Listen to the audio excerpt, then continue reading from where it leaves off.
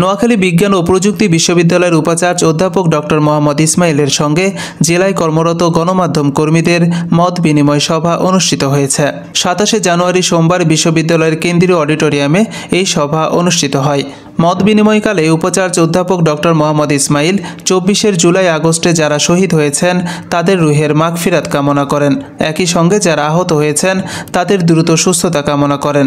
এই সময় সাংবাদিকদের প্রশ্নের জবাবে তিনি বলেন, নোয়াখালীবাসীকে এটুকু জানাতে চাই, রাজনীতিমুক্ত পরিবেশে বিশ্ববিদ্যালয় চলতেছে এবং এটা বলবৎ আছে এবং আপনারা এই জন্য আপনাদের সব পক্ষ থেকে সহযোগিতা চাচ্ছি এবং অবশ্যই ছাত্রছাত্রীদের কর্মচারীদের একটা প্রতিনিধিত্ব বিশ্ববিদ্যালয়ের বিভিন্ন কাজে অংশগ্রহণ থাকা উচিত।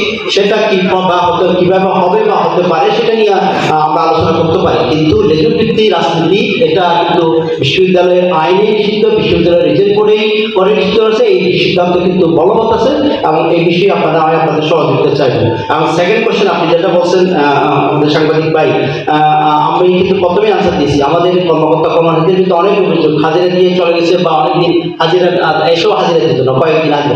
আমরা কিন্তু স্পষ্টই কর্মকর্তা কর্মচারীদের সাথে মিটিং করে স্পষ্টই জানিয়েছি, আপনাকে 9টা অফিসে আসতে হবে, 5টা পর্যন্ত অফিস থেকে থাকতে হবে, যা আসার পরে একটা হাজিরা দিতে হবে, যাওয়ার আগে হাজিরা দিতে হবে।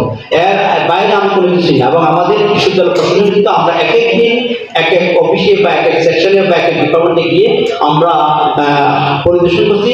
যারা অ্যাবসেন্ট আছে অনুমোদিতভাবে তাদের কিন্তু ডেটমার্ক করে দিয়েছে এবং বিশ্ববিদ্যালয় সরকারের আইন আছে, পরপর যদি 3 দিন অনুমোদিতভাবে অ্যাবসেন্ট থাকে তাহলে তাকে শোকজ করা হয়। আমরা সেই ব্যবস্থা দিয়ে যাচ্ছি এবং ইভেন কি আমরা বিভিন্ন বিভাগের শিক্ষকদের বিরুদ্ধে যেসব অভিযোগ করলেন তারা ক্লাস ঠিক মতো নেয় না, আমরা কিন্তু ক্লাস মিটিং কালেক্ট করে প্রত্যেক বিভাগে চেষ্টা করতেছি গিয়ে তাদের যে ক্লাস টাইম দেওয়া আছে সেই ক্লাস টাইম আমাদের শিক্ষকরা ক্লাস নিচ্ছেন কিনা। এবং আপনাদের মধ্যেও আমরা শিক্ষকদের কাছে এটাও পৌঁছতে চাইছি, যদিও আমরা শিক্ষকদের সাথে মিটিং করে মেসেজ দিয়েছি যে আমরা আমাদের শিক্ষার্থীরা কিন্তু তাদের কাছে তাদের সন্তান তুলে তারা যাতে ঠিক মতো তাদের ক্লাসগুলো নেয়, তাদেরকে যাতে শিক্ষার যে অধিকার সে অধিকার থেকে বঞ্চিত না করে। মত বিনিময় সভায় উপস্থিত ছিলেন বিশ্ববিদ্যালয়ের উপাচার্য অধ্যাপক ডক্টর মোহাম্মদ রিজওয়ানুল হক, কোষাধ্যক্ষ অধ্যাপক ডক্টর মোহাম্মদ হানিফ মুরাদ এবং ভারপ্রাপ্ত রেজিস্ট্রার মোহাম্মদ তামজিদ হোসাইন চৌধুরী। সভায় স্বাগত বক্তব্য রাখেন জনসংযোগ ও প্রকাশনা দফতরের ভারপ্রাপ্ত পরিচালক অধ্যাপক ডক্টর গাজী মোহাম্মদ মহসিন।